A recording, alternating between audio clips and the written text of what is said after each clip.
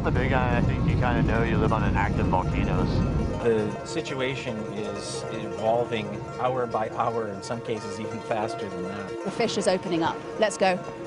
People are losing their homes, they're losing their livelihoods. When you know everybody on this road, you're like a family, you know, and just so devastating.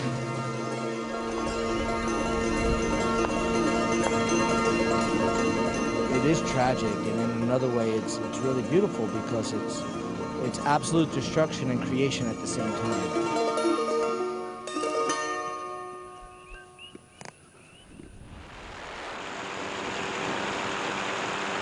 The island of Hawaii, after the eruption of one of the world's most active volcanoes, Mount Kilauea.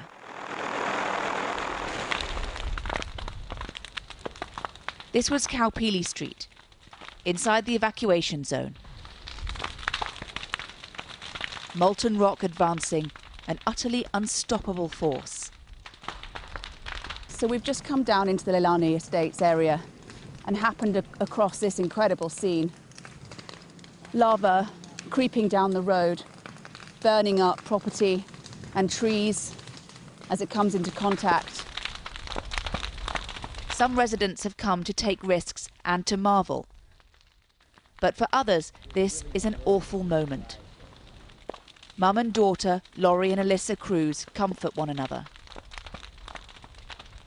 If the lava keeps moving like this, their home will be gone soon. I live right up here. Have you got a car to evacuate? Yes, Are you ready to go? I'm ready.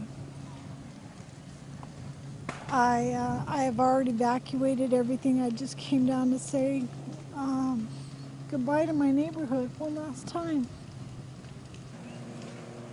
When you know everybody on this road, you're like a family, you know, and just some devastating.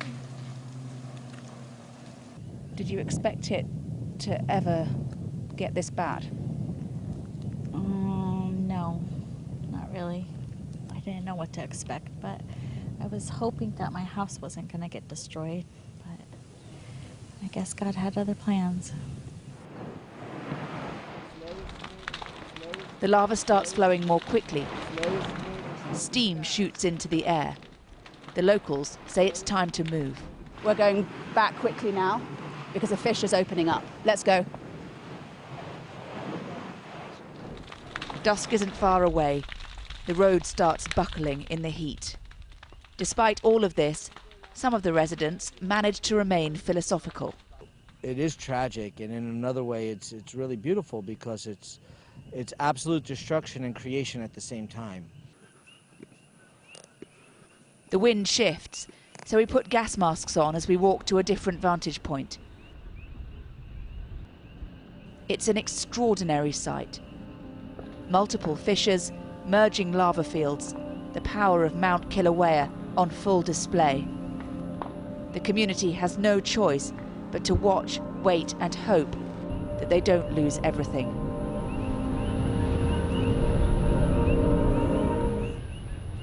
Taking a helicopter to the coast, we were guided by a local resident and pilot, Casey Allen. Right now we're on the southeast point of the Big Island, Hawaii, climbing up to go take a peek at where lava from the Kilauea Volcano is finding its way into the ocean. We're allowed to open the doors for a better view. This thick white cloud looks beautiful, but it's dangerous. When lava hits the seawater, it produces steam full of hydrochloric acid and tiny shards of glass. Because the lava keeps coming, that cloud keeps growing, and it now extends for miles along the coastline. From up here, you can also get a sense of the scale of these flows. Some of them have merged, and some of them are moving at speeds of up to 300 meters an hour. In the distance, new lava spews from cracks in the earth. When you live on the Big Island, I think you kind of know you live on an active volcanoes. But when this started happening, it makes it more real, for sure. On the ground, this is the newest concern. Lava advancing on a geothermal power station. Authorities are worried that there could be a chemical reaction here. which might put more noxious gas into the air. It's yet another thing for the National Guard, who are taking us to see the area, to worry about. We're following a tactical vehicle, a Humvee, with Hawaii National Guard soldiers. What they're doing is they're part of our roving patrols that are going through the evacuation zones. On Hawaii's Big Island, they're trying to track the fissures that keep opening up as Mount Kilauea erupts. The situation is evolving almost hour by hour, in some cases even faster than that. We drive through the jungle to our first stop, a still steaming lava flow. The situation in this part of the island remains really unpredictable. This huge lava flow arrived in just a few hours and it covered this road, completely blocking what could be a really important evacuation route. Hey Jeff, check the cloud! Our escorts are anxiously monitoring the nearby plume of toxic lava haze. The wind has shifted, blowing it towards us. I don't know what it's like to breathe in hydrochloric acid and glass shards, but I really don't want to find out. Time to leave. The guards want to check the roads, lots of them damaged beyond use. So enough weight on this will probably cause the road to collapse, and it looks like it's gotten an inch or two wider, maybe an inch wider in the last 24 hours. Okay. We move further into the evacuation zone to investigate a newly expanded fissure. The heat and pressure from the lava changing the ground below our feet. This is right over here. Man, that ground is soft. Okay. Yeah, there's some soft spots. That was weird. I think it would be advisable not to go beyond here. It is an eerie sight. Huge cracks have opened up in the ground, sulfur dioxide pouring out, killing the vegetation around it. For good reason, most of the residents who live here have evacuated. They return to check on their property and somehow are pragmatic. You live on a volcano, so I guess, you know, there's people that live in the tornado belts and flood zones, and they rebuild. Others have stayed and pay little attention to the danger.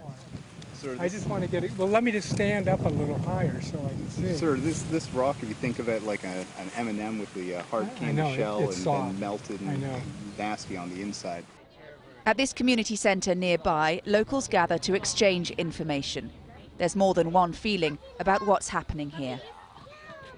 People are losing their homes, they're losing their livelihoods, their jobs, like farms and whatnot are being burnt. It's surreal. It's a mix of emotions. It's terrifying. It's beautiful. The ancestors before us, our grandparents, went through this also. So it's like, you know, for our generation, we never thought it would ever happen, but it did. So we're not leaving. Puna people will not leave.